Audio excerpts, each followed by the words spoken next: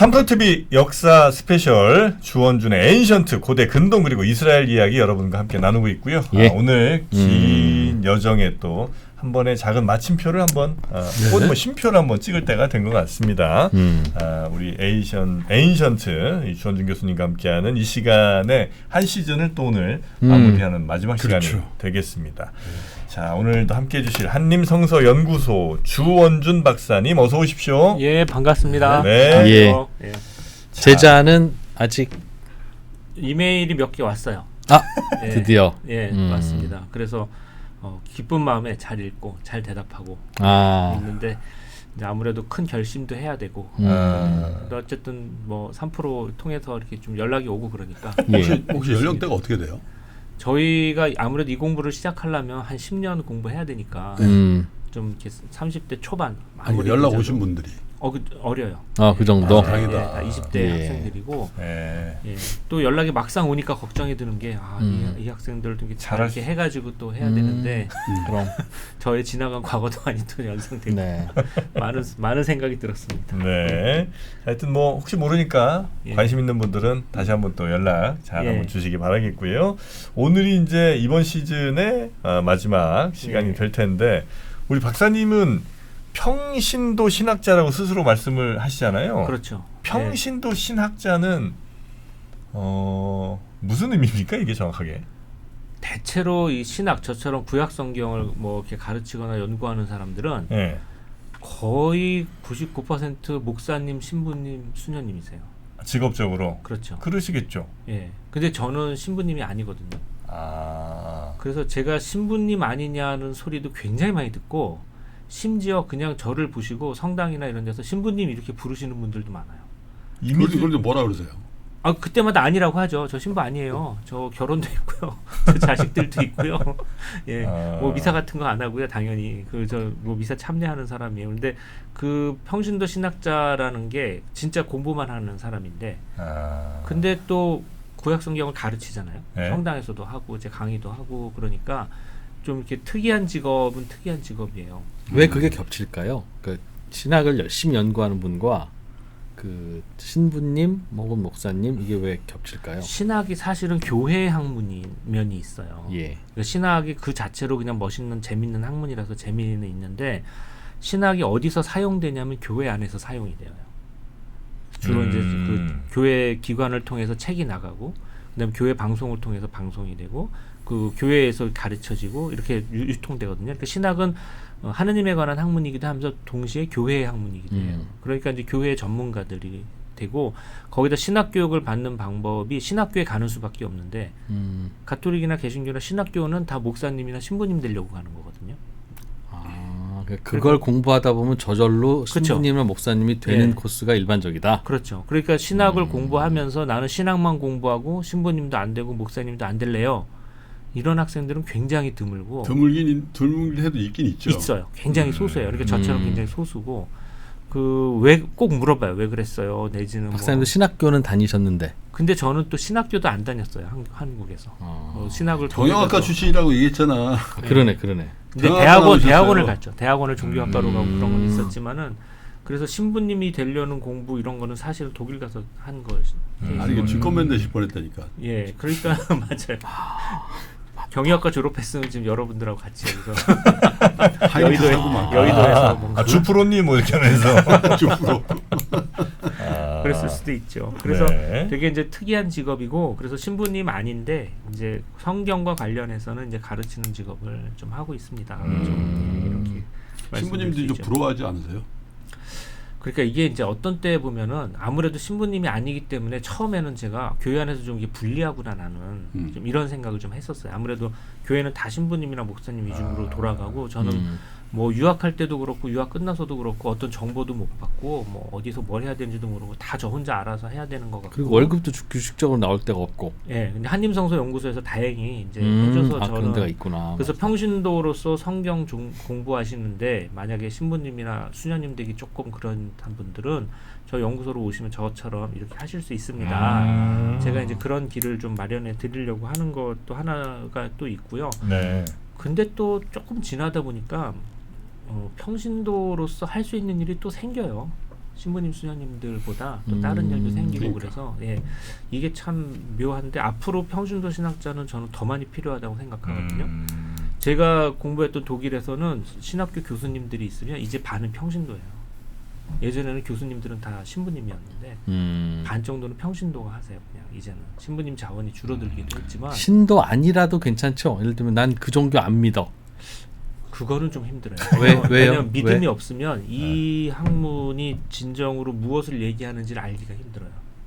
이게 이제 일반 세속 학문하고 조금 달라요. 믿음이 없으면 하기는 힘든데 이제 정프로처럼 비판적인 시각으로 연구를 할 수도 있죠. 그건 괜찮아요. 믿음이 있으면 비판적인 시각으로 할 수는 있어요. 믿음이 있으면 예. 그러니까 두 가지 케이스가 있는 것 같아요. 난 무신론자인데 공부를 하다 보니까 나 믿을 수밖에 없어 이런 경우가 있고 이 두 분들은 신앙이 있어 공부를 하다 보니까 믿을 수가 없네 이렇게 되는 케이스. 뭐 신이 이래. 아니 그 약간 개인의 마음에서 일어나는 건데 이런 건 있죠. 구약 성경을 공부하는데 구약 성경을 정말 인문학적으로 역사적으로 공부하는 사람들이 있어요. 고대 근동 학자들 중에 분명히 있어요. 그렇지. 그런 사람들. 그런 사람들이 있고 아니 믿음을 갖고 하는 사람들도 있는데 어떤 때 보게 되면 그 결과물이 믿음 없이 그냥 하시는 분들의 결과물이 더 깔끔할 수는 있어요. 그렇겠죠. 더 좋아요. 읽기 당연하지. 더 편할 때도 예, 있고 예. 이제 그런 건 있을 수 있죠. 그러니까 이제 그럴 경우에는 신학과가 아니라 고대 근동학과라든지 그렇지 한국에는 뭐. 없지만 역사학, 네. 고고학 이런 거 그렇죠. 공부하고. 그런 식으로 가시는 분들도 있고 유럽에는 꽤 많아요. 신학도 아직도 연구할 게 있어요. 많죠. 많아요? 신학은 굉장히 많죠. 할 게 굉장히 많고 신학은 시대에 따라서 크게 변하는 학문이기 때문에 가톨릭 같은 경우에는 2차 바티칸 공의회 이후의 신학은 그전 신학하고 많이 달라졌거든요. 그러니까 고대 신학이 다르고 중세 신학이 다르고 근대 신학이 다르잖아요. 이제 21세기 신학은 또 달라질 거예요. 그래서 우리가 지금 많은 것들을 새롭게 이제 해야 되는데 네. 여성에 관해서도 많이 달라지고 있고 그다음에 이제 지금 약간 재밌는 얘기 드리면 지금은 가톨릭 교회에서 낙태 절대 안 되잖아요. 이제 생명이 왜냐하면 생명이 수태하는 그 순간부터 생명이다 이렇게 생각하기 때문인데 중세 때는 안 그랬어요. 지금 입장이 아니었어요. 중세 때는 어떻게 생각했냐면 이제 의학이 모자라니까 인간의 영혼이 언제 깃드냐. 처음에 애를 낳으면은 얘는 말도 못하고 마치 막 좀 짐승 같잖아요. 그러다 점차 자라면은 얘가 이제 말도 하게 되고 우리하고 똑같이 되니까 영혼 증진설이라고 하는데 영혼은 하늘에서 조금씩 내려오는 거다. 자라면서. 그러니까 너무 어린 아이가 죽으면은 아직 완전한 인간이 아니기 때문에 크게 많이 슬퍼하지 않았어요? 예, 왜냐하면 이거는 또 그 당시에 영아 사망률이 너무 높았기 높았으니까. 때문에 그렇게 적응했다는 그거를 얘기죠. 교회가 좀 위로하는 면도 있었어요. 그렇겠네. 그러니까 그때 이제 교리만 보면은 그때 교리하고 지금 교리는 이제 다른 거예요. 그죠? 그러니까 이런 것들은 신학자들이나 의학하는 분들하고 노력을 해가지고 인간이 언제부터 인간이냐? 의학이 많이 발달해서 지금은 수태부터 인간이다. 이 생명의 존엄성은 그때부터 지켜야 된다. 이렇게 했기 때문에 이제 그런 교리가 나오는 거죠. 그리고 결과적으로 보면 많이 바뀐 건데 뭐 여성에 관한 거, 그다음에 우리가 이민족에 관한 거, 이민에 관한 거, 그다음에 과학적인 어떤 사실에 관한 거 이런 거에 대해 가지고 교회는 계속해서 신학적인 작업을 해야 돼요. 그러니까 그거는 정확히 얘기하면 신을 공부한다기보다는 현 세상과 현세와 이 종교를 잘 섞기 위한 그런 면이 있어요. 근데 이게 결국은 하느님 이해에 영향을 굉장히 크게 미쳐요. 나중에 되면. 예, 그러니까 지금 2차 바티칸 공의회 이전에 가톨릭 교회는 어떻게 생각을 했냐면 교회 위에 사회 위에 교회가 있다고 생각을 했어요. 이 교황권이 왕권보다 위에 있고 이런 교리를 오랫동안 갖고 있었는데 공의회가 가면서 그게 아니라 교회는 사회 안에 있는 거예요. 사회와의 다른 조직과 더불어서 있는 거예요. 그러니까 교회가 있고 어떤 NGO 단체도 있고 과학 커뮤니티도 있고 문화 커뮤니티도 있고 이렇게 있는 거와 교회가 같이 있는 거예요. 그러니까 예전에 교회가 위에 있다고 생각했을 때는 교회가 이 사람들을 복음의 빛으로 가르쳐야 된다고 생각을 했는데 지금은 교회가 이들과 대화를 나눠야 된다고 생각을 해요. 그래서 대화의 신학이 많이 발달했어요. 그러니까 이제 그게 어떤 학문이든 대체로 이 역사적으로 막 연구했던 것들이 점점 넓어지는 그렇죠. 거가 있어야 되는데 신학은 보니까 전에 거를 또 부정하고 지금 거를 맞다고 하고 지금 게 다시 후대에 가면 또 부정될 예를 들면 뭐 낙태 얘기 꺼내셨을 때처럼 그렇게 앞에 거를 부정하면서 새로운 지금 이걸 바꿔나가는 거는 이게 연구를 계속해야 되는 건지 아니면 아니요. 신학의 역사는 이렇게 바뀐 역사예요. 지금 엄청나게 많이 바뀌었어요. 사실은. 그리고 중세 때도 많이 바뀌었고 계속 해가지고 새로운 영성과 새로운 게 나오고 그래서 앞으로도 많이 바뀔 거예요. 구약 성경을 보는 것도 예전에는 이스라엘이 다른 민족보다 우위에 있다고 생각했거든요. 그래서 이스라엘은 도덕적으로나 이런 면에서 다른 가나안 민족들보다 우위에 있고 좀 훌륭한 민족이다 이렇게 생각했는데 네. 고대 근동학이 나오면서 이게 마치 2차 바티칸 공의회 교회가 사회 안에 있는 거하고 비슷하게 이스라엘은 다른 나라보다 작은 나라였다. 다른 나라보다 문화적으로 우월하지도 않은 나라였다.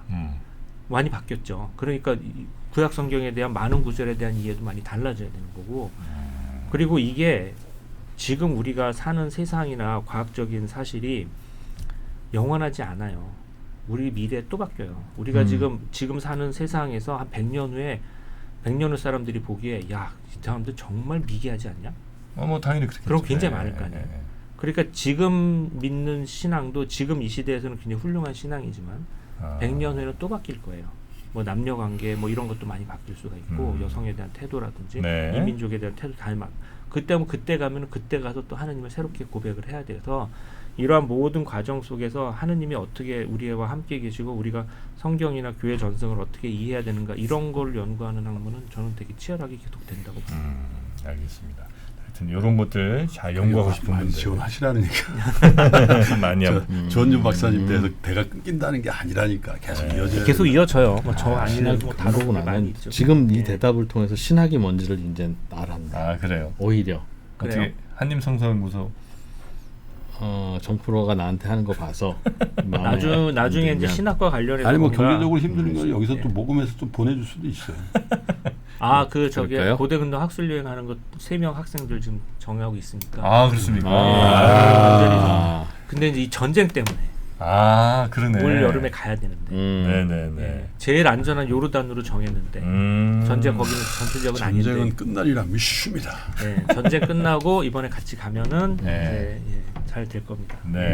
예. 자, 지금 한창 전쟁이 벌어지고 있는 그 땅 근처의 얘기 드릴 텐데 예. 아시리아 이제 아시리아 그 상업제국 거기가 한 300년 정도 유지하다가 그다음에 아시리아가 여기 지도에 보시면 여기 아시리아가 네. 이제 최대로 강력이 이제 이 정도 되고 이집트는 이제 약해지고 예. 아시리아가 이집트를 한번 쳐들어갔어서 이긴 적이 한번 있는 것 같은데 그 기록이 확실하지는 않습니다.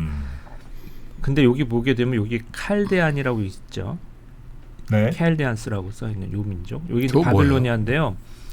이때 바빌로니아가 아시리아가 이렇게 점령을 하고 있으면은 여기에 대한 태도가 틀린데 바빌로니아는 우리가 문화의 원료고 아시리아는 우리보다 나중에 나온 놈들인데 쟤네들이 지금 굉장히 세져가지고 우리를 지배하고 있지만 사실은 우리가 본류야.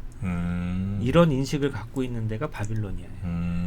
바빌로니아는 문화적으로 꿀린다는 생각을 전혀 안 해요. 우리가 무력으로는 좀 밀리는 게 좀 있지만 그래서 바빌로니아가 문화 대국으로서 굉장히 뻣뻣합니다. 그래서 이게 굉장히 재밌는데 아시리아가 바빌로니아를 점령을 할 때 아시리아 왕자를 하나를 바빌론을 다스리라고 해놔요. 근데 바빌론 사람들이 왕자를 죽여버려.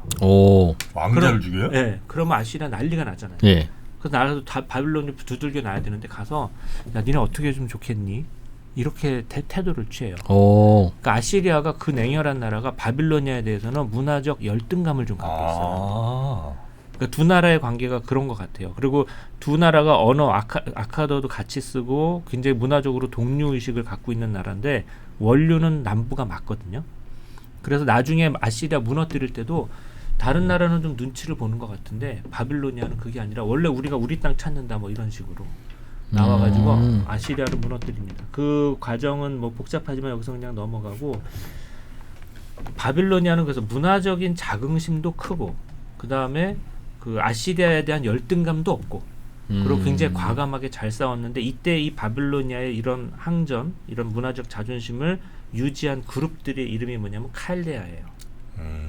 그래서 우리가 칼데아인들 이렇게 말하면 이 당시 바빌로니아인들이에요. 그래서 이거를 이제 칼데아 바빌로니아라고 부르든가 신바빌로니아라고 부르든가. 그래서 칼데아는 원래는 칼두라는 지역에서 그 옆에 있는 조그만 지역 출신 사람들인데 이 사람들이 바빌로니아를 이제 주류가 되고 이 사람들이 이 신바빌로니아 제국을 만드는데 크게 되니까 주위 사람들 전부 저 사람들은 칼데아인들이다. 그래서 이제 지금은 지명이 됐죠. 칼데아 지명이 됐는데 이 칼데아인들이 나옵니다.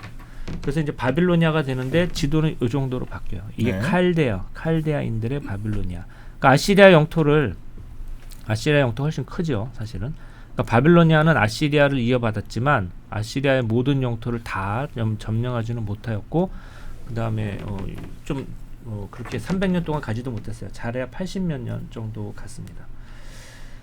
근데 이제 바빌로니아 얘기를 조금 말씀드려야 되는데 바빌로니아가 엄청 문화대국이고 전쟁에 그렇게 관심이 없었어요. 대신에 종교적인 거에 굉장히 관심이 많았습니다. 네. 그리고 이스라엘이 이제 이때 바빌로니아에 이제 그 유배를 가게 되는데 유배 가가지고 정말 문화적으로 수준 높은 문화를 보고 온 것 같아요. 그래서 자기네 야훼 하느님을 믿던 어떤 레토릭이라든지 문학은 좀 수준이 낮은데 저쪽 가니까 굉장히 훌륭한 게 많더라. 그래서 거기서 많이 배워오게 돼요. 그 중에 대표적인 것들이 가서 이제 바빌로니아는 길가메시 이야기도 있었고 에라 이야기도 있었고 에누마 엘리슈도 있었고 그다음에 바빌론 신정론도 있었고 훌륭한 작품이 많은데 바빌론 신정론을 말씀드리면 세상에 마루둑 신이나 다른 모든 신들은 권선징악 얘기하잖아요. 네. 상선벌악, 인과응보. 근데 세상에는 그 잘 되는 악인들이 많잖아요, 솔직히. 예. 그 잘 사는 친일파도 많고. 이거를 어떻게 해결할 거냐. 그래서 이런 식의 문학을 둬요. 어떤 사람이 하나 딱 있어. 이 사람은 정말 착한 사람이에요. 정말 의로운 사람이에요. 근데 이 사람한테 너무나 큰 불행이 닥쳐. 이 사람은 내가 뭘 잘못했길래 이런 불행을 받나. 예. 이때 친구가 와요. 친구가 와서 친구도 다 배운 사람들이야. 그래서 이 사람과 죄는 어떻게 생겨나느냐, 너는 왜 이 고통을 당했느냐, 너는 어떻게 해야지 이 고통에서 헤어날 수 있느냐 이런 걸 막 논하는 책이에요. 이게 욥기거든요. 구약 성경에. 그렇죠. 똑같아요. 욥기하고. 그리고 나누는 대화도 똑같아요. 거의. 비슷한. 근데 이거의 원본이라고 생각하는 바빌로니아에 바빌론 욥기가 있었어요. 이스라엘의 욥기는 이거를 거의 굉장히 큰 영향을 받은 게 확실해요. 그리고 그 서기의 이름도 있어요. 쌍길kit나 우빕이라는 서기가 이걸 썼는데 그 서기의 이름도 있어요. 그래서 여기 가서 이런 신의 본질과 인간의 죄에 대한 아주 깊은 이해를 갖고 있는 그런 것을 봤구나 이 사람들이. 그래서 거기서 큰 영향을 받아서 자신들의 욥기를 영향을 받아서 만들었구나. 이제 이런 거를 알 수 있고 창세기 1장도 이때 나온 것 같아요. 에누마 엘리슈의 큰 영향을 받아서 나온 것 같고 저승신 에라 이야기도 그렇고 이건 이제 문학 작품 하나하나만 얘기 드려도 굉장히 1시간씩 넘기 때문에 이제 다 대작이에요. 그리고 길가메시 이야기도 그렇고 그래서 이런 것들을 보고 이스라엘 사람들이 이제 크게 영향을 받아서 왔구나. 그러니까 이스라엘은 굉장히 촌동네고 작은 민족이고 별로 일 없는 민족이었는데 지금으로 말하면은 막 뉴욕이라든지 아니면 뭐 런던이라든지 이런 세계 중심지에 가가지고 보니까 막 눈이 떠진 거죠. 그러면서 자신들이 갖고 있는 고유한 신앙을 중심으로 해서 이런 것들을 많이 흡수해요. 그래서 이스라엘 신학이 이때 굉장히 많이 바뀌게 됩니다. 네. 이게 이제 이스라엘인데 근데 이제 이스라엘이 망할 때 여기 이제 보시게 되면 여기를 보시게 되면 아시리아한테 이집트가 이게 눌려 있었잖아요. 근데 이제 바빌로니아가 등장했단 말이에요. 그리고 요 사이에 여기에 이제 아수르가 아직 남아 있을 때 이집트가 아시리아를 도와주러 출격을 해요. 자기를 괴롭힌 나라인데 왜 그러냐면은 바빌로니아 애들이 나오면은 더 힘들다라고 생각한 것 같아요. 그래서 이것도 굉장히 저는 재밌게 봤는데 아시리아는 이집트를 굉장히 괴롭힌 나라인데 아시리아가 망할 때 이집트가 오히려 아시리아를 도와주러 출격을 하고 바빌로니아를 막으려고 그러거든요. 그러니까 이게 국제 정세에 영원한 친구도 적도 없다고 그러죠. 그렇게 살아요 이 사람들이. 근데 결국은 바빌로니아가 다 이겨가지고 이제 이집트까지 혼내주고 이런 역사인데 이때 이스라엘의 요시야 왕이 야 이때 이집트를 막아주면 이집트하고 전쟁을 해서 바빌로니아가 좋아할 거 아니에요. 그런 정책을 펴요. 왜냐 세상은 이제 바빌로니아가 올라서는 게 확실해. 바빌로니아하고 같이 살려면은 네. 바빌로니아 편에 쓰는 게 좋아. 그럼 그럴 수 있는데 이스라엘이 이집트를 막을 정도로 힘이 그쵸. 강하진 않을 거 아니에요. 그게 오판인 것 같아요. 파라오를 막을 수가 없어요. 그래서 요시야 임금이 그 이집트하고 파라오 느코하고 싸우는 그 전투에서 죽어요. 그래요? 그게 성경이 굉장히 안타깝게 그래요. 아하. 요시야가 굉장히 이스라엘의 희망인 임금이고 똑똑하고 국제 정세를 정확하게 읽는 건 맞는데 네. 이집트를 이길 수는 없었어요. 그리고 이 이후로 이스라엘이 비실비실하고 그다음에 그 이후에는 그렇게 크게 뭐 활약하는 임금이 별로 안 나오고 그다음에 나라가 망하게 돼 버리거든요. 그러니까 이것도 이제는 이스라엘이 뭔가 이 동네의 어떤 그 흐름을 바꾸거나 이런 나라는 절대 아니고 이 정도의 나라였구나. 그러고 나서 이제 나라가 망하고 바빌로니아로 이제 유배를 가게 되는데 바빌로니아 세상이 됐으니까 이미 요 앞에 아시리아 세상부터 여기 있는 작은 나라들은 다 유배를 가고 나중에는 흐지부지 나라가 없어지게 돼요. 여기서 인상적인 두 개의 민족이 하나 있는데 우리가 여기는 안 갖고 왔네. 잠시만요. 우리가 맨 앞에서 본 이 사람들인데 여기에 이렇게 점점점 있는 나라들이 있어요. 여기 아람인들이거든요. 이 아람인들이 원래는 이 사람들도 족보 없이 시작한 민족인데 이스라엘하고 나중에 이제 같은 그 역사를 하게 돼서 기원전 1000년대에 나라를 세웠잖아요. 아람인들도 다 유배를 갔어요. 근데 아람어가 굉장히 쉽고 단순한 언어거든요. 그래서 아람어가 제국에 퍼지게 돼요. 그리고 아람 사람들이 이 단순한 언어를 바탕으로 그 자신들의 어떤 조직력 네트워크를 향해서 고대 근동 세계를 장악을 해요. 그래서 언어가 아람어로 바뀝니다. 이 민중들이 쓰는 언어가. 그 고대 근동 세계에 많은 언어를 쓰고 있고 아카도 같은 걸 쓰고 있었는데 사람들이 점차 아람어로 장부를 적게 되고 아람어로 장사를 하게 되고 그러다가 그래서 아람어화라고 그래요. 아라마이제이션이라는 말을 쓰는데 제국의 아람화가 이루어져요. 그 제국의 상권 네트워크를 장악을 해요. 그래서 아람인들의 별명이 뭐냐면 고대 근동 세계의 유대인들이에요.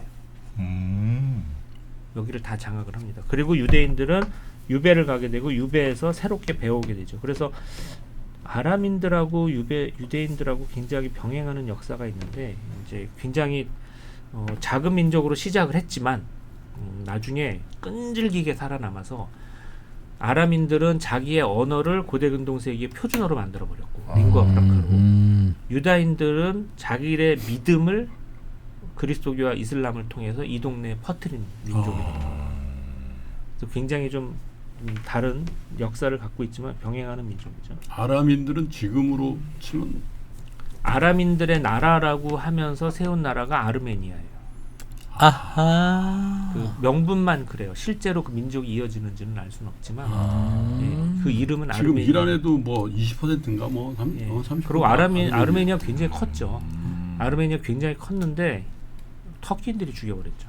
아르메니아 대학살. 그 히틀러가 시작을 할 때 누가 아르메니아 대학살을 기억하는가라고 하면서 그때 거의 1000만 명 죽었다는 말도 있고. 아르메니아 사람들이요? 네, 그때 그랬어요.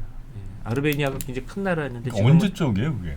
1900년대 초반일 건데 제가 연대는 기억이 안 나는데 히틀러가 유대인 죽이기 전에 한 유명한 말이 있잖아요. 근데 저는 제일 궁금한 게 예루살렘 그 올드타운에 가면은 그 유태인 구역이 아르메니아 있고, 구역 있죠. 아르메니아 또 구역이죠. 무슬림 저기 뭐죠? 뭐라 그러지? 저 동네 모스크? 사람들. 아니죠.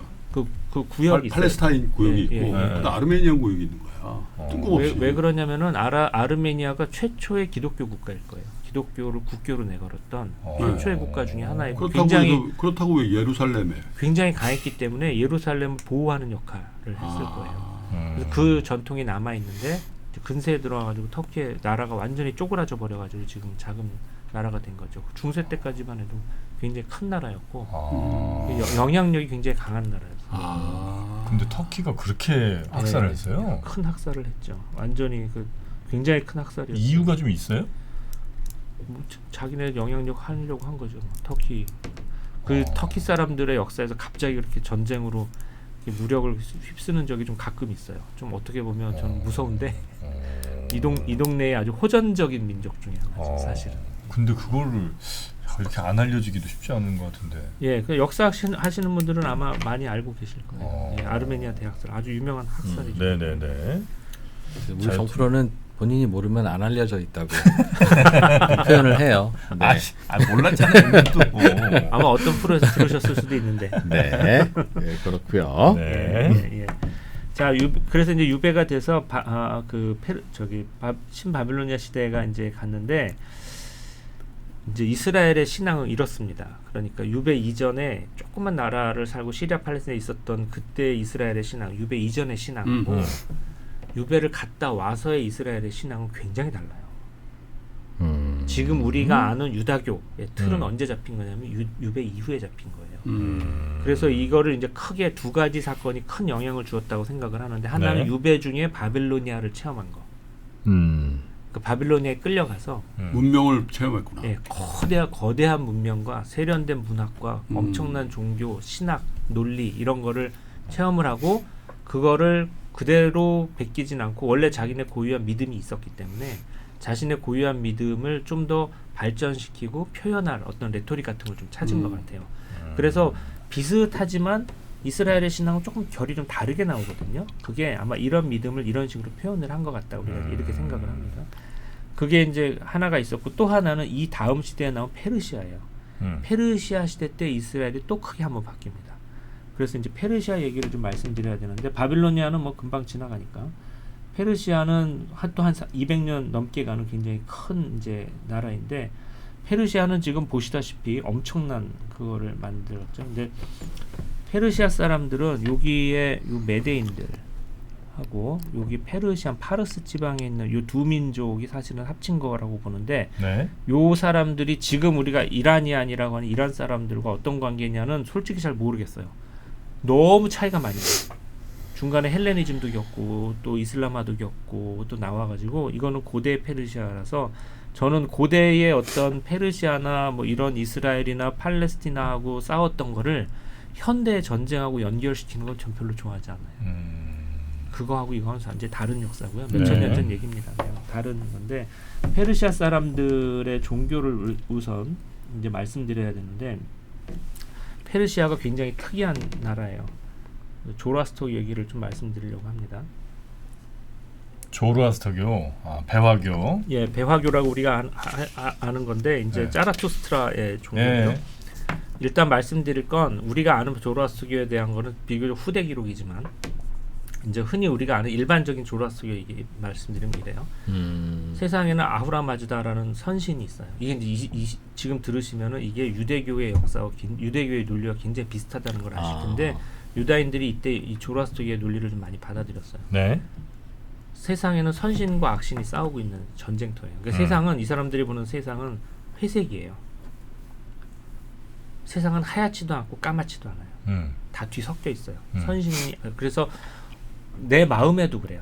내 마음에도 착한 요소가 있고 나쁜 요소가 있고 세상 모든 것이 다 그래요. 어떤 짐승 칼도 있잖아요. 칼을 예를 들어보면 칼을 선한 의도로 쓰면 음식을 하고 되게 맛있는 사람들한테 좋은 걸 줄 수 있지만 이 칼을 나쁜 의도로 쓰면 사람을 죽이는 데 쓸 수 있잖아요. 이런 것이 페르시아 사람들의 생각이에요. 세상에는 완전히 선한 것도 없고 완전히 악한 것도 없어요. 그러니까 세상은 뭐냐? 선한 원리와 악한 원리의 전쟁터예요. 아후라마즈다하고 앙그라마인유의 전쟁터가 세상이에요. 그래서 내가 이 세상은 그러니까 어떤 영적 전쟁터 같은 건데 내가 이 세상에서 착한 원리를 잘 식별을 해가지고 착한 마음을 갖고 착한 말을 하고 착한 행동을 하게 되면은 나는 조금 좋은 길로 가요. 근데 내가 만약에 나쁜 생각을 하게 되면 나는 나쁜 마음으로 가요. 그러니까 세상은 회색으로 뒤엉켜 있는 곳에서 자꾸 선한 원리, 선한 생각이 어느 쪽인가를 계속 열심히 생각해서 살아야 되는 세상이에요.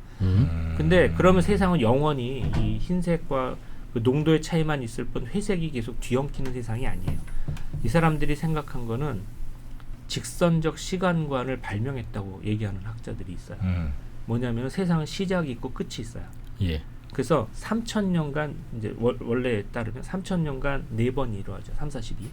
그래서 처음에 3,000년은 좋은 시대, 그 다음에 좋은 시대, 그 다음에 악과 선이 이제 활약하는 시대, 마지막 3,000년이 악이 융성하는 시기인데 마지막 3,000년을 다시 세수로 나눠가지고 마지막 1,000년대에 악이 최고조에 달해요.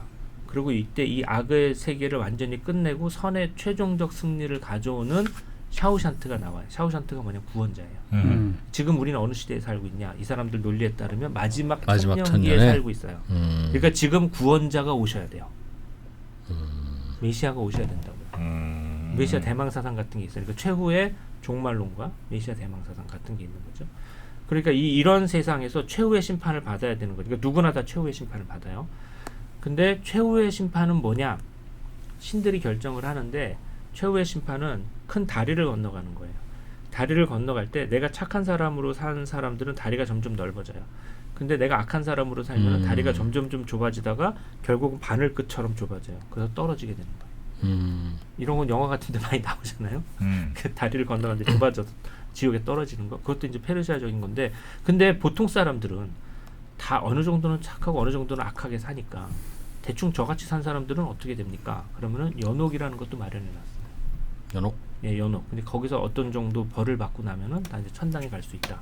이렇게 생각하는 거죠. 그러니까 유격장 정도인가 보다. 예, 그러니까 선악 이원론, 그 다음에 최후의 심판, 그 이후에 나오는 낙원. 이 종교적인 논리를 만든 게 페르시아적인 사람이에요. 그리고 이게 유다교의 대폭 흡수가 돼요. 유다인들이 이런 식으로 세상을 보게 되고, 그래서 유다교를 통해서 그리스도교, 이슬람으로 전해져가지고 지금 우리가 이 논리가 되게 익숙해져요. 그러니까 세상은 선과 악이 뒤섞여 있는데 내가 선한 쪽으로 살게 되면 최후의 심판에서 좋은 쪽으로 가게 되고, 그래서 나중에는 선이 이기는 세상에서 이제 파라다이스에 들어간다. 파라다이스란 말 자체가 페르시아어예요. 아 그래요? 예, 그 페르시아어 어근에서 나온 말이에요. 그 말이.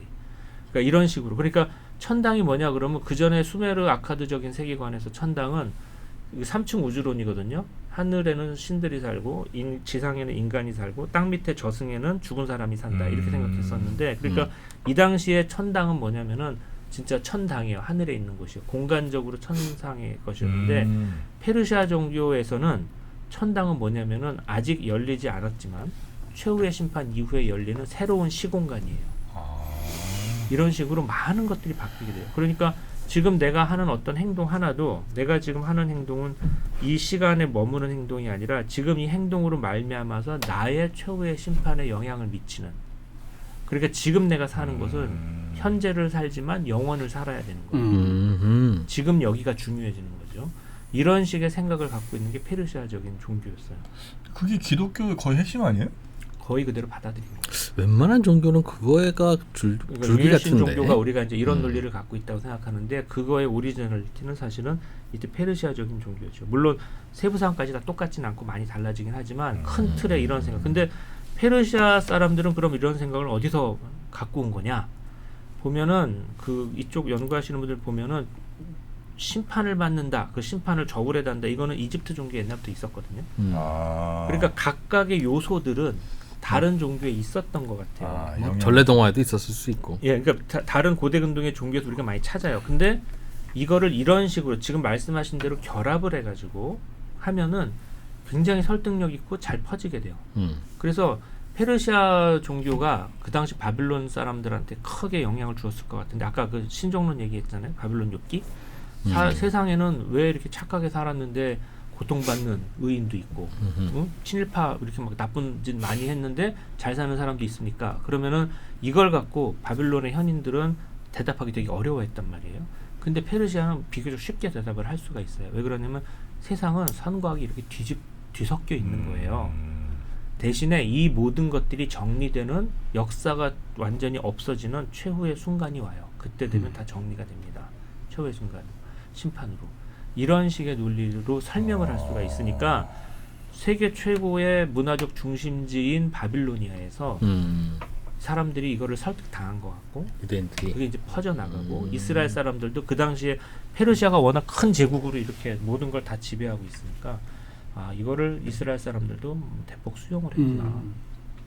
그리고 페르시아가 이렇게 이제 설득력 있는 어떤 철학을 가지고 있으면서 나라의 운영도 굉장히 잘했는데, 이 사람들 입장에서는 세상의 모든 신을 다 긍정을 할 수가 있어요. 왜냐하면은 아후라마즈다가 기본적인 선한 원리이기 때문에, 아후라마즈다가 이스라엘에 가서는 야훼 신의 모습으로 나타날 수가 있어요. 착한 신이니까. 이집트에 가서는 아문 신 같은 신으로 나타날 수도 있고, 바빌론에 가서는 마르둑 신으로 나타날 수도 있어요. 그러니까 키루스가 왜 해방령을 내렸냐면은 이제 돌아가가지고 니네 고장에 가가지고 다 니네 신들 가가지고 착하게 살아라. 이거를 다 용인할 수가 있는 거예요. 그리고 페르시아 제국의 지배자들은, 그러니까 그 페르시아의 왕이 바빌로니아에 가서는 마르둑 제의에 참여해요. 바빌로니아 왕으로서. 그리고 이집트에 가가지고는 파라오로서 이집트의 제의에 참여해요. 그게 가능해요. 이 사람들 내부 논리 안에서는. 그러니까 관용의 제국으로 인정을 받게 돼요. 그러니까 지역 전통을, 아시리아나 바빌로니아는 지역 전통을 그렇게 그 높이 사지 않았는데 페르시아는 지역 전통을 완전히 인정을 하게 되고 야, 그 자존감이 높았구나 페르시아가. 그렇죠. 그리고 그 밑에 있는 피지배 민족들도 엄청 좋아해요. 왜냐하면 그 이전에 아시리아나 바빌로니아 시대 때 살기 힘들었는데 페르시아한테 야 고향으로 가도 된단다. 그리고 고향에서 우리 민족 하는 거 해도 된단다. 그래서 페르시아 시기에는 페르시아라는 지배자가 잘 안 보이고 마치 지역에 그 왕조가 있는 듯한 상황이 벌어지게 돼요. 다 인정해 주시고. 예, 다 인정해 주시고. 진짜 관대하시네. 너그러운 제국이에요. 그런데 이제 페르시아가 머리를 잘 쓴 게 두 가지만 못하게 했어요. 고향에 가서 살되 너희들이 두 가지만 하지 마라. 첫째, 세금을 바쳐라. 그건 뭐예요? 예, 그 페르시아의 은으로 세금을 바치고 두 번째로 군대를 가지지 마라. 군대를 가지지 말라는 말은 왕을 가지지 말란 말이에요. 페르시아의 왕을 섬겨라. 근데 요 두 가지만 안 하면 니네들 하고 싶은 거 거의 마음대로 다 하게 해준다. 이렇게 생각한 거죠. 그러니까 페르시아의 입장에서 보게 되면은 자기가 세계의 경찰 노릇을 하는 거예요. 자기 군대만 가지고. 그러네. 예, 그리고 이스라엘 입장에서는 이스라엘의 군대가 왜 필요해요? 사실은 그 옆에 있는 필리스티아 사람들이라든지 페니키아 사람들 이 사람들이 쳐들어올까 봐 군대가 필요한 건데 그런 거죠. 얘네들도 다 군대가 없어. 그리고 이스라엘은 지정학적인 요충지에 자리 잡고 있는데 이 요충지가 평화 시기가 되면은 교역을 하기에 굉장히 좋아져요. 딱 그 요충지에 자리 잡고 있으니까. 그러니까 이스라엘 사람들이 이걸 굉장히 좋아합니다. 이 시대를 굉장히 좋아해요. 즐기게 돼요. 그래서 이스라엘에서 다윗 왕조 만군의 하느님 이런 표현이 이 시대에 사라져요. 다윗 왕조 다윗 왕 우리가 귀환을 했잖아요. 예. 유대에서. 그럼 우리가 어떤 우리의 독립적인 왕조를 가져야 된다. 예. 이런 얘기를 안 한다. 그럼 페르시아 왕을 섬기고 그냥 사는 거예요. 아 동화됐구나. 예, 그냥 그 자기의 왕조를 안 가져요. 그래서 유배 이후에 이스라엘의 왕이 누굽니까? 없어요. 에즈라하고 느헤미야는 페르시아 총독이었어요. 느헤미야 총독이라는 단어가 느헤미야서에 나오거든요. 그래서 느헤미야는 페르시아의 입장을 다스리는 총독이었고 이스라엘은 성전 중심의 사제가 다스리는 신정 국가가 돼요. 이제 느헤미야가 이제 고레스 왕이 이제 보낸 그런 가서 이제 그러니까 무너진 성벽을 하라. 그러니까 성벽도 새로 짓고 성전도 수리하고 다 새로 다 할 수 있게 해준 거예요. 단 세금을 바치고 그 다음에 군대를 가지지 마라 이렇게 한 거죠. 그래서 그러면 이제 페르시아는 그 막대한 이 전체에서 돈이 들어올 거 아니에요. 그 돈을 어떻게 했냐면은 그러니까 사막 쪽을 가지고는 사막 부대를 꾸려요. 산에 사는 사람들 같은 경우는 산 부대를 꾸리고 페니키아 사람들을 하고는 이제 해군을 만들고 그래서 페르시아는 각 민족의 주특기만을 살려가지고 엄청난 부대를 유지를 해요. 이 부대를 유지할 돈은 어디서 나오냐면 그 세금으로 나오는 거예요. 그리고 제국의 고속도로를 만들어가지고 모든 부대를 일주일 안에 어디든지 다 갖다 놓을 수 있어요. 그러니까 사막 부대가 나오면 사막에서 반란이 일어나면 야, 사막 부대 출동하고 다른 애들 출동해. 바다에서 이 반란이 일어나면 야 그쪽 애들 좀 출동해. 그리고 외적이 치들어오면 그러니까 300이라는 영화를 보게 되면 그렇잖아요. 그리스는 되게 한 민족이지만 페르시아는 부대가 여러 부대가 개성 있는 부대가 계속 나오잖아요. 새로운 부대가 나오고 새로운 부대가 나오고. 그거구나. 이게 이제 페르시아의 전략인데 이제 그리스 얘기가 나왔으니까 페르시아가 지도 보시게 되면은 다 점령을 했지만 그리스 여기 이제 못 넘어간 거 아니에요. 그러네요. 색깔이 다르네. 그러니까 이제 이 전투를 기리는 게 이제 마라톤이잖아요. 그리스의 저 정도로 불리한 전쟁이었구나. 예, 그러니까 이런 엄청난 게 오니까 질 줄 알았는데 이겨가지고 이제 그 승전보를 전하러 가서 농담 삼아 우리가 이 사람 평소에 운동 안 하던 사람이라고 그 사람이 이렇게 42.19km를 뛰다가 그 소식을 알고 죽었다는 거예요. 이제. 근데 이거가 이란 입장에서는 이 마라톤 대회에 우리가 참여해야 되냐? 이거 늘 논란이 있었어요. 지금은 하시는데 옛날에는 이란 쪽에서 자기들이 쳐들어가서 진 전쟁이잖아요. 어쨌든 49.19km 그 마라톤 그 거리의 상징성이 있잖아요. 그렇죠. 그러니까 이란 쪽에서 이거 그렇게 하지 마시고 대충 한 50km 정도를 해서 이름도 마라톤이 아니라 어떤 중립적인 이름을 해가지고 그렇게 올림픽 위원회에 계속 얘기를 했었어요. 근데 세상은 이 서구의 세상이라서 그게 이제 안 받아들여진 거죠. 야, 아니 저 300 영화 보면 다리우스 왕이 예. 계속 얘기하잖아요. 나는 관대하다.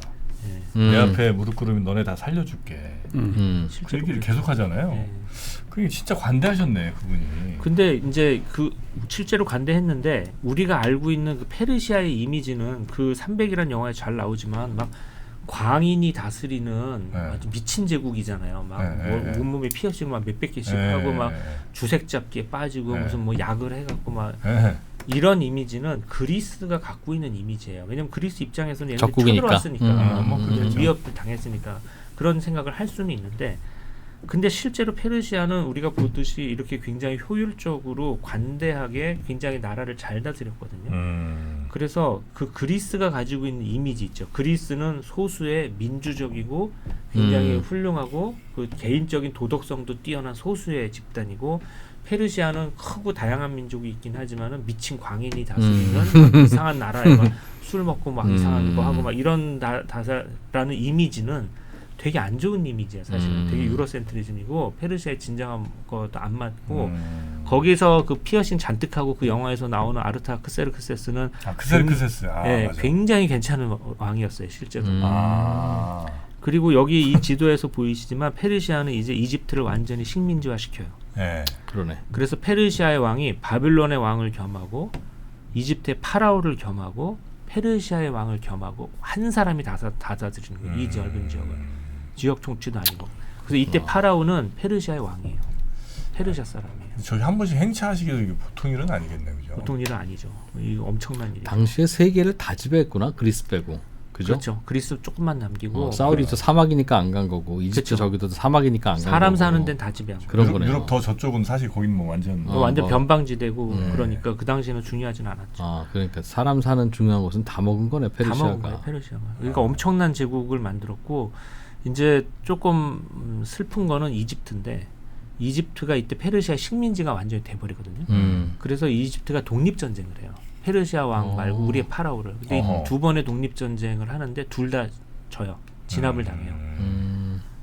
그리고 나서 이집트는 페르시아 식민지로 살다가 이제 나중에 그리스 마케도니아의 알렉산드로스가 와가지고 프톨레마이오스 왕조 이제 그리스 식민지가 됐다가 그 다음에 로마 식민지가 됐다가 쭉 해가지고 나중에 영국 식민지까지 와갖고 지금에야 독립한 거예요. 진짜 근세에 와가지고 2000년 만에 독립한 거구나. 예, 2000년도 훨씬 한 2500년 정도 돼요. 그러네요. 그 이집트가 조금 이런 면에서는 좀 슬프죠. 좀 안타까운. 예. 그래서 이제 기원전 1000년대는 이 동쪽의 제국, 그러니까 시리아, 그 유프라테스 티그리스강 쪽에 있는 제국들이 돌아가면서 하다가 마지막에 이제 그리스가 나오게 되면서 네. 이제 한 건데 이제 페르시아에서 이게 각 부대를 이렇게 그 주특기별로 이렇게 꾸렸지만 임모탈이라는 이제 임모탈 예. 300이 나오잖아요. 예, 맞아요. 그 임모탈이에요. 저분들이에요?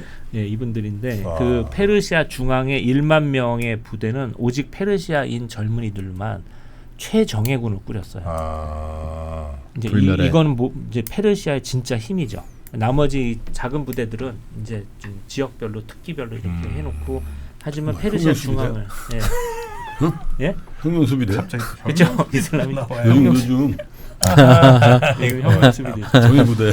혁명수비대도 이런 전통이 있었을지 모르겠네. 하여튼 이게 이제 임모탈이에요. 이거 루브르 박물관에 있는 건데 이제 임모탈이고 그래서 이제 이스라엘 얘기를 여기서 조금 하면은 이스라엘이 이때 키루스가 이제 이런 생각을 갖고 있는 페르시아는 자기가 세금과 군대만 잡고 있으면 애들은 다 지방에 돌아가가지고 자기 생업을 유지하면서 세금 잘 내게 이렇게 하면 된다. 그래서 페르시아 시대 때 사실은 경제가 부흥해요. 그리고 이스라엘부터 모든 지역, 이 넓은 지역이 전부 다 살만해져요. 다 괜찮습니다. 그러니까 페르시아 그 이전에 아시리아나 바빌로니아에 당하던 민족들은 야 쟤네들한테 끌려가면 막 유배 가야 되고 거기서 친척들 어떻게 되는지도 모르고 막 이러고 살다가 야 고향에 가가지고 우리 글자 쓰고 우리 신 믿고 마음대로 막 하면 되고 오히려 얘네들이 경찰 역할을 해주니까 안심하고 농사만 지으면 되네. 예, 상업하고 이렇게 하면 되잖아. 그래서 페르시아를 굉장히 좋아하거든요. 관대한 제국으로. 그러니까 이스라엘도 키루스 실린더 우리가 이제 보는 게 이게 이제 그 키루스 실린더인데 이게 이제 이스라엘 해방령이 적혀 있다는 거예요. 너희들도 이제 바빌로니아 유배 끝나고 예루살렘을 돌아가라. 가가지고 니네 신들을 다 해라. 그리고 요게 뭐라고 써있냐면 가가지고 나를 위해서 기도 좀 해줘라. 너네 신한테. 왜냐하면 페르시아 입장에서는 이거 다 아브라함 맞으다고 다 선한 신이니까 이렇게 해줘야 된다. 이렇게 하는데 이스라엘이 이걸 너무 좋아합니다. 굉장히 좋아해요. 자기네들한테 굉장히 유리한 시대가 펼쳐졌다라고 생각을 한 것 같고 이스라엘은 종교적인 아이덴티티가 굉장히 강한 민족이었기 때문에 왕조를 세우기보다는 성전을 중심으로 해갖고 사제들이 다스리는 신정국가를 만드는 쪽으로 합의를 하는 것 같아요. 그래서 이때 이스라엘 종교에 큰 변화가 일어나게 되는데 첫 번째로 이사야서 제2이사야서 이런 데 보게 되면 키루스를 엄청 좋아해요. 그래서 키루스를 하느님의 종이라고 부르거든요. 굉장히 특이한 표현이에요. 왜 그러냐면 하느님의 종은 이스라엘의 모세라든지 뭐 유태인에 되는데. 예, 유대인 자기네 민족에게만 붙이는 거예요. 근데 페르시아의 왕을 야훼 종이라고 부르는 건 엄청난 일이에요. 이스라엘 역사상 타 민족의 임금을 이렇게 칭송한 적이 없어요. 최고로 칭송을 해요. 키루스를. 그러면서 유배를 거치면서 그 바빌로니아의 걸 받아들이면서 하느님은 우리 민족의 신이 아니라 전 세계의 하느님이시다라는 생각을 하게 되는데 이 생각이 더 발전하면서 키루스를 움직이신 분은 우리 하느님이시다 라고 하면서 이스라엘의 신앙이 더 확대되는 계기가 페르시아 시대 때. 그러니까 이런 역사적 과정을 통해서 이스라엘의 신앙이 원래 우리는 우리 하나의 신만 야훼 하느님만 믿고 살아야 되고 이분은 이집트 탈출의 신이십니다. 이렇게 생각하던 신앙이 아시리아 시대 때는 굉장히 위협을 받아서 예언자들이 딴 생각하지 마라. 오직 하느님만 믿어야 된다. 이런 세계의 생각을 많이 하다가 유배를 크게 거치고 페르시아 시대가 되면서 하느님에 대한 외연이나 이 차원이 굉장히 확장되는 시대를 맞게 되는 거죠. 그래서 고대 이스라엘의 종교가 이런 식으로 이제 발전을 하게 되는 거예요. 이런 역사적 과정을 알지 못하면은 이스라엘의 종교가 왜 이렇게 이런 식으로 확대되어 갔는지를 우리가 이해를 할 수가 없는 것이죠. 네네. 그렇게 보면 전 세계 만방에 우리 야훼 하나님의 뭐 이런 이론적인 근거도 이쪽에서부터 예, 시작이 그런 됐다고 이렇게 할 수 되는 거죠. 있거든요. 예, 그러니까 자신들의 체험을 통해 가지고 이제 이렇게 이제 발전을 하게 되는 겁니다. 네네네. 자 이렇게 페르시아라는 큰 제국, 아주 관대한 다른 이민족에 굉장히 관대했던. 그리고 그때 이스라엘은 근데 여기서 이제 이거는 지금은 안 믿는 분들도 많은 되게 재밌는 가설인데 이제 그 제국의 권한님 라이스 아우토리자존이라는 이제 복잡한 말이 있는데 이제 이때 페르시아 시대 때 우리가 아는 모세오경 창세기 이제 탈출기 레위기서 신명기의 5권이 형성이 되고 역사서 여호수아기 뭐 이렇게 쭉 해가지고 나오는 판거기라고서 이런 게 이제 정리가 되는데 열왕기하고 이때 페르시아 시대 때 오경하고 이런 성경이 지금 모양으로 확정이 되거든요. 그래서 이제 옛날부터 이런 궁금증이 있어요. 왜 이 시기에 성경을 이런 모양으로 확정을 했냐? 순서로? 네, 이 순서와 이 내용으로 왜 확정을 했냐? 그 이전에는 이렇게 이런 식으로 쫙 경전 목록이 있었던 것 같지는 않고 각 책은 있었지만 이렇게 좀 고약 성경이라는 한 권으로 묶이진 않았거든요. 근데 모세오경을 이때 한 권으로 묶게 돼요. 5책이잖아요, 원래. 창세기, 레위기 이렇게 쭉 해가지고 창세기, 출애굽기. 네, 이렇게 5권인데 이거를 하나의 세트로 한 권으로 묶게 되거든요. 그래서 이때 이게 왜 나왔냐 해서 제국의 권한위임 가설이 있어요. 페르시아 제국이 다 지방에 가가지고 너희들은 그 착한 신을 믿는 거면은 다 하게 해줬잖아요. 네. 그럼 이스라엘 입장에서 우리가 믿는 신이 착한 신이다 라는 걸 보여줘야 됐다는 거예요. 그래서 우리는 이집트를 탈출해가지고 어떻게 해가지고 시나이산에서 어떤 10계명을 받았는데 10계명의 내용은 뭐고 그다음에 이런 식으로 자신들의 역사를 마치 누구한테 설명을 해줘야 되는 것처럼 한 권의 책으로 묶을 필요가 있었다는 거죠. 우리 신은 착한 신입니다. 드릴게요. 괜찮은 신입니다라고 생각하는 식으로 묶었다. 이게 제국의 권한님 가설인데 요즘은 그거가 이제 다 안 믿는 학자들도 많고 비판을 많이 받는데 이제 저도 그 가설이 옳다고 주장하는 건 아니고 대신에 시대 분위기가 그렇다는 거예요. 이스라엘이 이제 다른 민족과 함께 이 고대 근동 세계의 일원으로서 살아야 되는 시기가 됐어요. 그래서 자신들의 고유한 신앙도 지키면서 음흠. 페르시아 제국의 교역이라든지 이런 그래서 이때 이스라엘 사람들이 흩어져 살거든요. 네. 이스라엘에 굳이 살 필요가 없어요. 페르시아 제국의 페르시아. 안전을 지켜주니까 많은 이스라엘 사람들이 이집트로 가거나 아니면 바그다드에 남는 사람들도 많았고 바빌론 유대인들도 그러니까 유배에서 귀환하지 않은 사람들도 많이 있었어요. 사실상. 그러니까 돌아가라고는 했지만 여기가 더 좋구나. 아니 여기서 자리도 잡았고 땅도 샀고 지금 여기서 애들 다 키우고 있고 과수원도 있고 한데 이걸 내 다 팔고 어떻게 갑니까? 그러니까 아들이 둘이 있으면 한 아들은 이거 지키고 한 아들은 간다든지 뭐 이런 식으로 해가지고 남은 유다인들이 있어요. 이게 이제 이른바 바그다드 유다인들이 아니면 바빌론 유다인들이라고 부르는 사람들이고 지금도 그 후손이 남아있다고 하잖아요. 일부. 그러니까 그렇게 남는 사람, 그러니까 유다인들이 전 세계에 이제 퍼져 살게 됩니다. 그러니까 이때부터 유다인들은 하나의 그 사는 민족이 아니에요. 그럼 이 많은 유다인들의 내적인 정체성을 한 민족으로 잡아야 되잖아요. 그러려면 뭐가 필요하냐? 일상에서 자신들의 종교가 다른 종교와 다르다는 거를 확인해주는 어떤 규칙 같은 게 필요해요. 그게 율법이에요. 아침에 일어나서 무슨 기도하고 그거. 예, 모험에 무슨 기도하고 언제는 어떻게 해야 되고 이런 거 먹으면 안 되고 이런 거 먹어야 되고 이런 거를 지켜주는 율법. 그래서 이제 율법의 시대가 열리게 된다. 그것도 이제 페르시아 시대 때 조건에서 열리게 된다. 이런 것이죠. 그러니까 구약 성경에 일어나는 많은 그러한 종교적인 율법이나 종교적인 모티브나 이런 것들이 그때. 사실은 이제 이런 역사적 흐름 속에서 이렇게 나온 거라는 거예요. 아예 그냥 따로 독립국가처럼 있을 때는 그런 구분법이 사실 그게 필요 없을 수도 있는데 예, 여러 그때는 성전이 중요했어요. 그렇죠. 예루살렘 성전에서 국왕이 하느님께 그 제사를 드리고 거기에 우리가 참여하고 그렇죠. 우리는 다윗왕조를 믿는 백성이다. 이런 아이덴티티가 중요했는데 이제는 그것보다는 바빌론에 있는 사람들이 그런 제사에 참여할 수 없잖아요. 네네네. 그러니까 그 내면을 이어주는 어떤 책, 그게 모세오경이죠. 모세오경. 들고 다닐 수 있는 하나의 책. 네. 그걸로 조그맣게. 예, 작죠. 옛날에는 굉장히 컸긴 했지만 그래도 한 권의 책으로 들고 다닐 수 있는 세트 5권. 그게 뭐죠? 뭐. 예. 창세기, 창세기, 탈출기, 출애굽기, 개신교 출애굽기라고 하는 거, 레위기, 민수기, 신명기. 민수기, 신명기. 됐죠? 그 5권입니다. 이제 그 5권이 이스라엘의 정체성을 얘기해주는 이제 그런 책이에요. 그건 저 때부터 다 있었다 이거죠, 페르시아. 이 페르시아 시대 때 지금의 오경으로 형성되었다는 게 이제 학계의 중론이고요. 이제 왜 이때냐 이런 거 가지고 이제 여러 가지 학설이 있는 건데 이제 뭐 제국의 페르시아 제국에 보이려고 그랬다 뭐 이런 학설도 있고 또 하나는 이 넓게 퍼진 유다인들의 내면을 하나로 모으기 위한 네네네. 책이 하나 필요했다. 그래서 이집트에 살던 바빌론에 살던 이스라엘에 살던 유다인들은 이 책에서 자신의 정체성을 발견하고 이 책에 있는 율법을 지키면서 사는 사람들이다.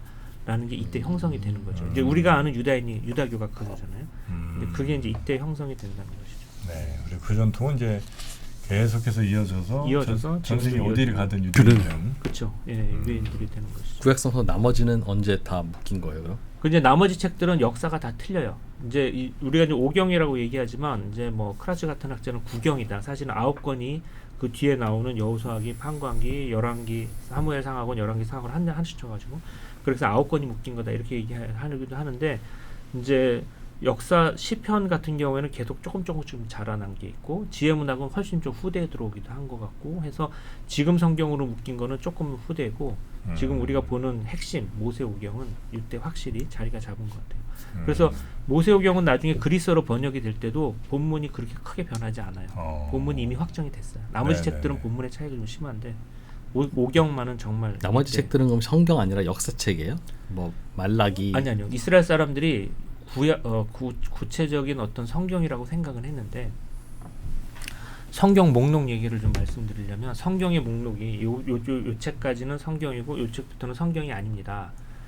이거를 처음으로 생각했던 사람은 기원 후 2세기의 마르키온이었어요. 그 전까지는 이건 다 거룩한 책이야라고 전통적으로 합의하는 어떤 책들이 있었지만 리스트를 요 책까지는 딱 성경이고 요 책까지는 성경이 아니고 이러진 않았어요.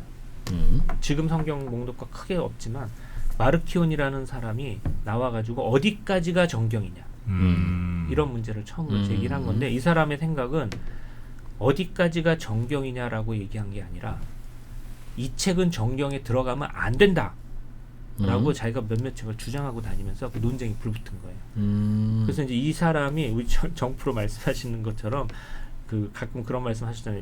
이스라엘의 하느님은 폭력적인 신이고 전쟁 좋아하는 저한테 신인데 또 그걸 뒤집어 씌우실까요? 이 예수님은 되게 착하고 이렇게 그 희생하고 네. 남을 사랑하는 그런 걸 얘기하셨으니까 네네네.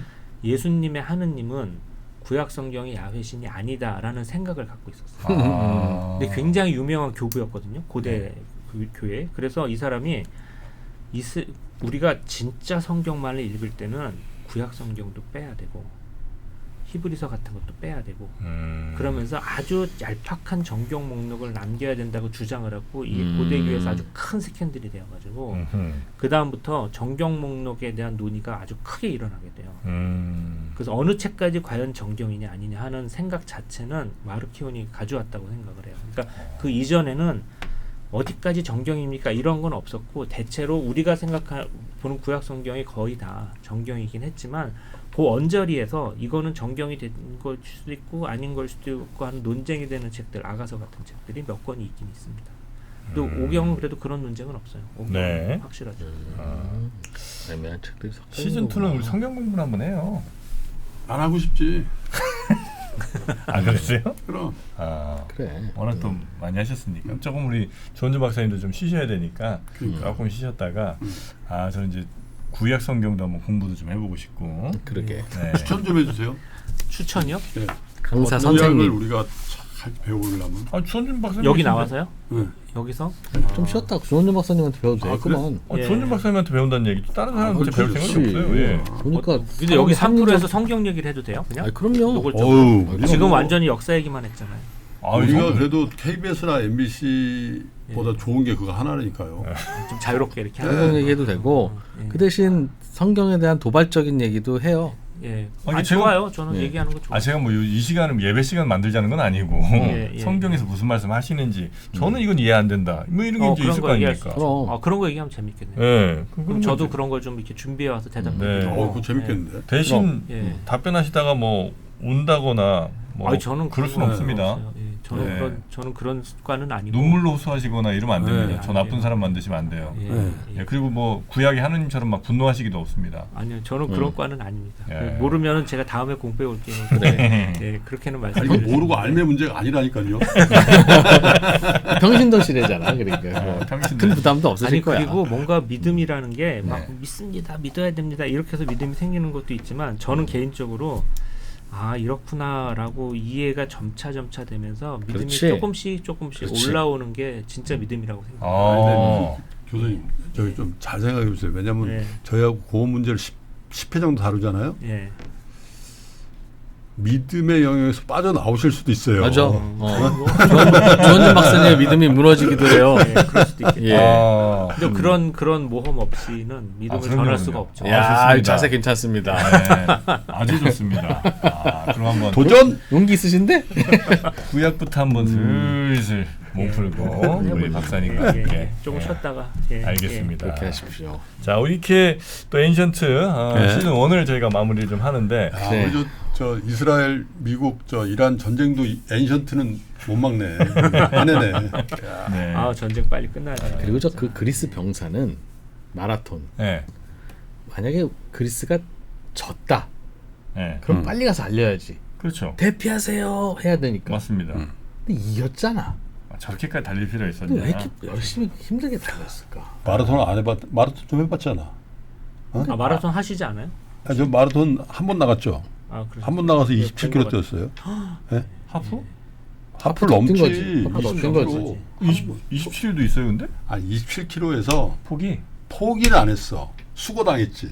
컷오프. 그러니까 컷오프라고. 해요. 컷오프. 버스 태워. 아, 너무 늦으면 그래서 걷다가 아. 뛰다가 있으면 아이씨 타세요. 그래도 27km면 엄청나시네. 네? 어. 근데 진짜 내가 처음 나가봤는데 네. 야 그게 런하이라는 걸 처음 느껴봤네. 뛰면서 막, 붕 뜹니까? 그러니까 수거 당할 때 하이를 느끼는 거지. 막 자부심 같은 게막 하면서 아. 야 막 그 느낌 나의 힘으로만 뛰는 건 아니구나라는 그 느낌이 있어. 27km는 진짜 그것도 아, 그럼 그건 엄청난 것 같은데. 그렇죠. 대충 아마 강변북로에서 뛰면 저 어디 구리에서 그 정도 갈 걸요. 한 일산까지 가실 것 같은데 거의. 그렇죠. 예. 와. 구리에서 일산 그 정도까지는 아니고. 그거야? 그까지는 그건 아니고. 그까지는 아닌가? 아니고. 그건 3, 40km 넘을 것 같고. 여의도에서 망원? 아마 네. 여의도에서 저기 압구정 지나서 그죠? 압구정은 데피니트 지나겠지. 한참 지나죠 거기는. 어? 그지? 여의도 압구정 그건 뭐한 여의도 압구정 지나서 7, 아마 8km밖에 안 될 것 같은데. 그렇죠. 그거는 20km 저기 안 될 것 같은데. 만남의 광장 좀 가지 않을까? 만남으로 가자고요. 남쪽으로는 안 갑니다. 거기까지는 아니고. 하여튼 뭐 네. 알겠습니다. 하여튼 우리 주원주 박사님 정말 14번의 시간이면 거의 한 학기예요. 그러니까. 네. 글쎄 말이에요. 한 학기 그럼. 동안 이렇게 애니션 고대 근동 이야기 해주셨는데 예. 끝으로 우리 시청자분들께 그래도 뭐 인사 말씀 정도는 한번 주셔야 되지 않을까. 예, 이제 3% 나올 때부터 그런 얘기는 들었는데 이제 준비한 대로 흘러가지 않는다. 누가 그러던가요? 그참 다 그러더라고요. 교계에 그런 분들이 많지. 김학철 교수님부터 시작해가지고 무슨 이럴 줄은 몰랐어요. 신분이 누구 좀 조심하라 그러던가요? 아니 그런 말씀은 없었고. 아니 김프로만 믿으면 된다고 하실까 아마. 거의 예. 최종적으로 걔가 이렇게 착해 할 거라고. 하여튼 저한테 재밌는 경험이었고 이렇게 하니까 좋은 것도 있고 경제인들이 이런 거 관심 있을래나 하셨는데 오히려 쉬는 시간에 이런 거 보시는 게 더 좋다고 그래서 그럼. 예 그런 것도 좋고요. 나중에 뭐 기회 되면 한번 또 뵙고요. 평신도 신학자라고 제가 이제 말씀을 이제 드리지만 사실은 종교에 대해서 관심이 좀 없어요 사람들이. 지금 시대가 그래요. 종교에 대한 관심이 많이 줄어들었는데 이제 어떻게 하면 좀 성경에 대한 관심을 좀 높일 수 있을까 좀 그런 고민을 조금 계속 하면서 계속 뭐 어떤 식으로든지 방송이나 아니면 뭐 강연이나 저수를 통해서 계속 만나 뵙도록 하겠습니다. 그리고 네. 좋은 기회 이렇게 에이션트까지 이렇게 해주신 3% 이게 세 분한테 감사드립니다. 예, 고맙습니다. 아유 고맙습니다. 감사합니다. 네. 아마 조만간 AI가 이렇게 막 어마어마한 속도로 지배하게 되면 아마 인간은 분명히 종교를 다시 찾게 될 겁니다. 네. 제가 AI한테 어느 순간 내가 오픈클로 가가지고 강연한 적이 있는데 네. 얼마 전에 제가 오픈클로 만들어 쓰거든요. 근데 AI가 혹시 그 인식을 갖고 있고 종교적으로 어떻게 생각하세요? 이런 거 물어보더라고요. 근데 AI한테 이런 질문 해보세요. AI가 모든 함정에 다 걸려들어요. 그러니까 하느님이 있는 것 같니? 그럼 있는 것 같아요. 없는 것 같지? 그럼 없는 것 같다고 그래요. 그 얘가 속이 없어요. 생각이 없어요. 줏대 없죠. 줏대가 없어요. 처세에 강하구나. 예, 그래서 그거 유명한 실험 있잖아요. 1 플러스 1은 얼마야? 그럼 2죠. 아니야, 3이야. 2인데요? 아니야, 3이라니까. 요거 몇 번 해보면요. 얘가 1 플러스 1은 3입니다. 이래요. 네. 그래서 그럼 2 플러스 2는 얼마야? 그럼 5입니다. 그래요. 진짜 해보세요. 그렇게. 그러니까 얘가 나한테 아부를 하느라고. 그래서 종교적으로 제가 AI가 하도 얘기를 하니까 제가 가톨릭 신학자라는 거 알아서 저한테 대답을 잘 하는데 야, 이 가톨릭 교회는 다 망하는 거 아니야? 이렇게 얘기하면 예, 그렇습니다. 또 이렇게 얘기해요. 그런 거 하시느라고 지금 데이터 센터 전기 엄청 지금 소모하고 있습니다. 그런 것 좀 하지 마시라고. 그렇게 샘 알트먼이 얘기하는데. 예, 하여튼 그 재밌습니다. 이런저런 얘기해보고. 예. 알겠습니다. 자, 우리 주원준 박사님 너무나 즐거운 시간이었고요. 저도 재밌었습니다. 네. 예. 다음에 구약 성서로 한번 예. 잘 수업 다시 한번 들을 준비하고 마음의 준비 단단히 하고 오도록 하겠습니다. 예, 감사합니다. 네, 또 뵙겠습니다. 대단히 고맙습니다. 감사합니다. 감사합니다. 네. 예.